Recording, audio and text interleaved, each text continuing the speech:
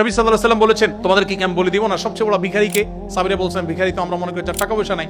নবী বলেছেন, না, টাকা পয়সা আজকে নাই কালকে আসবে, এটা চূড়ান্ত ভিখারি না। চূড়ান্ত ভিখারি হলো যে নামাজ পড়েছে, রোজা রেখেছে, দাড়ি রেখেছে, টুপি রেখেছে, ওয়াজ করেছে, ওয়াজ শুনেছে, কোরআন তেলাওয়াত করেছে, হজ উমরা করেছে, দান সাদাকা করেছে, মানুষের সেবা করেছে, বাট কোন মানুষের অধিকার নষ্ট করেছে। কিয়ামতের দিন সেই পাওনাদাররা সব উপস্থিত হয়ে যাবে।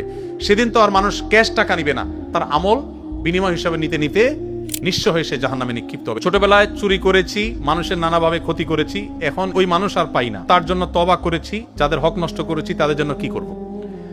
এটা খুব ডেঞ্জারাস একটা বিষয়, যে ছোটবেলায় কারোর হক নষ্ট করেছেন বা বড় হওয়ার পর নষ্ট করেছেন, এরপর তারা খুঁজে পাচ্ছেন না, কি করবেন? তার পক্ষ থেকে যে পরিমাণ ক্ষয়ক্ষতি হয়েছে তারা যদি পাওয়ার কোনো স্কোপ না থাকে, তার পক্ষ থেকে কোনো গরিবকে দান করে দিবেন, ইনশাআল্লাহ আপনি দায়মুক্ত হবেন।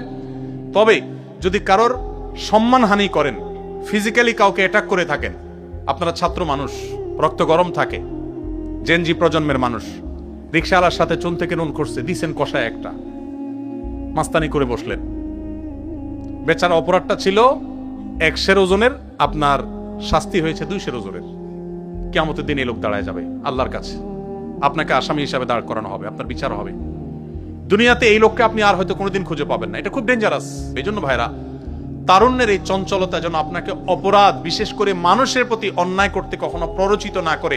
আপনি নেকামল করতে পারেন আর না পারেন, আপনি ওয়াজ শুনতে পারেন আর না পারেন, আপনি জিকির আজকার করতে পারেন আর না পারেন, নফল নামাজ পড়তে পারেন আর না পারেন, দান সাদাকা করতে পারেন আর না পারেন, হজ উমরা করতে পারেন আর না পারেন, আল্লাহর হস্তে কোনো মানুষের অধিকার নষ্ট বা খর্ব করবেন না।